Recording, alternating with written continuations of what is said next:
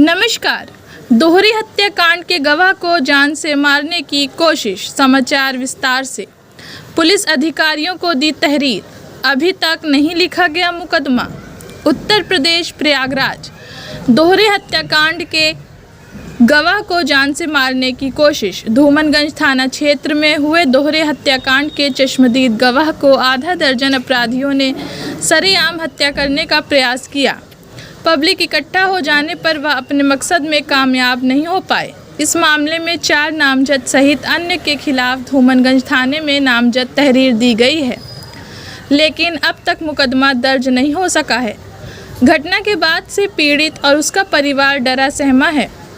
धूमनगंज थाने को दी गई तहरीर में करेली थाना क्षेत्र के ताकिर मस्जिद के पास रहने वाले रसूल अहमद ने आरोप लगाया कि वह धूमनगंज क्षेत्र में दोहरे हत्याकांड के चश्मदीद गवाह हैं। उन्हें कई बार इस मुकदमे की पैरवी करने से मना किया गया। अपराधियों ने कहा कि बाज नहीं आओगे तो जान से मार दिए जाओगे। लगातार धमकी दी जा रही है, लेकिन वह लगातार मुकदमे की पैरवी कर रहा है, जिससे गुस्साए अपराधियों ने 10 फरवरी को उस पर जानलेवा हमला कर दिया। किसी तरह जान बचाकर चिल्लाया तो भीड़ इकट्ठा हो गई। इस पर हमलावर धमकी देते हुए चले गए। पीड़ित रसूल अहमद का आरोप है कि अली हसन, उसका भाई शहबाज और अदनान अपराधी किस्म के व्यक्ति हैं। इन पर कई थानों में मुकदमा दर्ज है और यह गौकसी की तस्करी आदि में भी इन पर मुकदमा दर्ज है। रसूल का कहना था कि यह लगातार मुकदमे से हटने की धमकी दे रहे हैं और ऐसा न करने पर वह 50 लाख की रंगदारी भी मांगते हैं। रसूल अहमद ने आरोप लगाया कि इतने दिन बीत जाने के बाद भी पुलिस ने मुकदमा दर्ज नहीं किया है, जबकि उक्त अपराधी उसे लगातार जान से मारने की धमकी दे रहे हैं। जी बताइए, क्या मामला है? आपने पुलिस अधिकारियों के यहाँ आवेदन दिया है और आप डबल मर्डर के चश्मदीद गवाह हैं थाना धूमनगंज में। पूरा मामला आप बताएं। डबल मर्डर में एकलौता मैं गवाह हूँ, जो कि मेरी गवाही चल रही है। सुरक्षा धूमनगंज के पुलिस मुझको ले जाती है, ले आके घर पे छोड़ती है और मैं जा रहा था। मेरा मामला चल रहा है बहुत तगड़े से, तो मुझको लोगों सबसे पहले तो आप ये बताइए, जो डबल मर्डर हुआ था उसमें मारा कौन गया था और क्या हुआ था, क्यों गोली चलाई गई थी? इनका लोग का आला यासिद अली और सुल्तान का, इनका ज़मीन का, दीपक का कोई अपन लेन देन का मामला था, करोड़ों का जी। तो ये जा रहे थे, ये मुझको लवा के चले गए। कहीं यहाँ में थोड़ा मेरा पट्टी तक चलना है, हम वहाँ चले गए। वहाँ गए तो इन्होंने अपन बैठाला बातचीत भाई, पैसा के लेन देन में गर्मी सर्दी भाई, बस तड़ातड़ मारे ला के गोली से अपने घर में बैठाल के किसी तरह जान बचा के वहाँ से हम भाग नहीं करे। मारी गोली नहीं चली तब जान बचा के घर से भाग नहीं करे। तो मतलब मैंने एसओ धूमनगंज को फ़ोन किया, एसपी साहब को फ़ोन करके तुरंत बताया कि साहब यहाँ घटना हो गई। उसमें पुलिस मौके पर आई, इनको गिरफ्तार कर लिया। भाग नहीं पाए ये लोग, इनको गिरफ्तार कर लिया। कौन कौन था उस मर्डर में? मानने में कई लोग थे। दीपक था, इमरान था, इमरान के सब चाल थी इसमें मरवाने में जी। और पंकज थे, अमन थे, राजेश थे, इनके भाई है, समझा जी। और सोना देवी थी वहाँ पर, इसलिए कि उनका वही घर पार्टी का अगुआ है।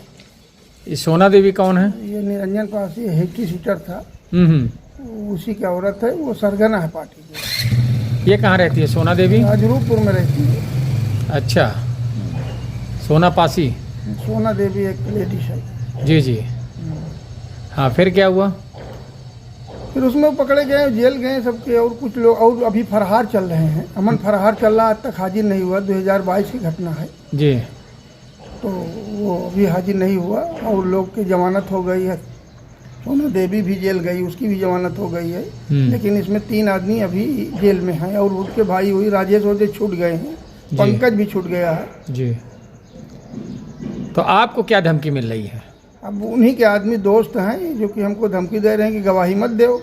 नहीं दे रहे हैं तो कहा गवाही, इमरान के पक्ष में आ रहे हैं वो लोग।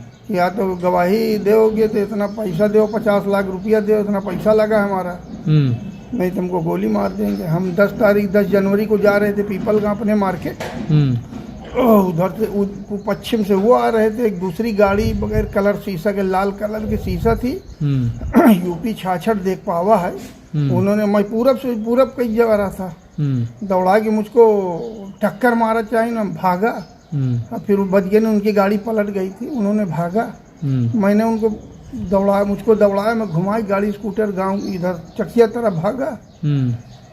चकिया कसारी मसारी के पास अज्जा भूसा की दुकान है, वहीं पर उधर से गाड़ी आई गई, उधर से जान बची। स्कूटी मैंने खड़ी करके वहीं पे गाड़ी गुप्ता ईंटा पत्थर घेर ली। पब्लिक टूटे तो वो लोग भाग गए। मैंने धूमनगंज में तहरीर दी और बताया इंस्पेक्टर साहब से ऐसे मामला है। मैंने सकल रजिस्टरी किया अधिकारी को। अब फिर 12 फरवरी को फिर ये मेरे घर के पास आ गए 2-3 लोग। फिर हम लोग तो भाई चौकीना तो रहे हैं। फिर सब मोहल्ले वाले टूटे तो बुलेट छोड़ के ही लोग भाग गए जी। तो बुलेट फिर करैली हल्का लगा था बगल में ना जी, तो बॉर्डर है, तो करैली की फोर्स आई तो मोटरसाइकिल उठा ले गई। फिर वहाँ मैंने तहरीर दिया। तो अभी तक कोई कार्रवाई नहीं हुई है, मुकदमा नहीं पंजीकृत किया गया? मैंने अभी नहीं, तो मैंने एप्लीकेशन दे के चला, मैं तो निकल पाता नहीं हूँ।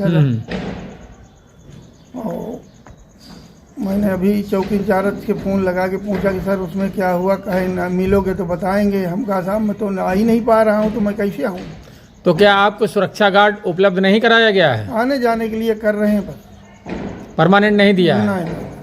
क्या कोर्ट से आदेश प्राप्त है आपको? हाई कोर्ट का डायरेक्शन है कि इनको सुरक्षा दिया जाए, लेकिन अभी तक कमिश्नर साहब से गया मैंने, मिला, उन्होंने धूमनगंज से रिपोर्ट मांगी, फिर एयरपोर्ट से मांगी, यहाँ से रिपोर्ट लग के चली गई एसीपी साहब के यहाँ। सीपी साहब से मिला जाएंगे तो उन्होंने बोला डीसीपी साहब के यहाँ जाइए, फिर वहाँ मिला।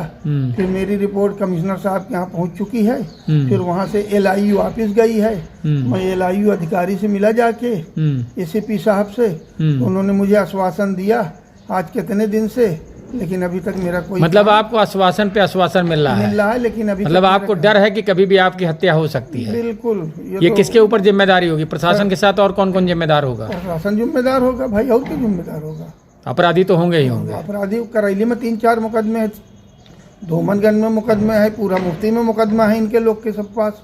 और अपराधी खुलेआम घूम रहे हैं। वो 3 आदमी को मैंने पहचाना है, और 2-3 लोग और आए थे, उनको नहीं पहचाना, उनको मैंने अज्ञात में लिखवा दी ना, देख लेने को मैं पहचान लूंगा। जी। मतलब पुलिस से क्या चाहते हैं आप? पुलिस हमारी रक्षा करे, और क्या, उनको गिरफ्तार करके जेल भेजे, मुकदमा लिखाई।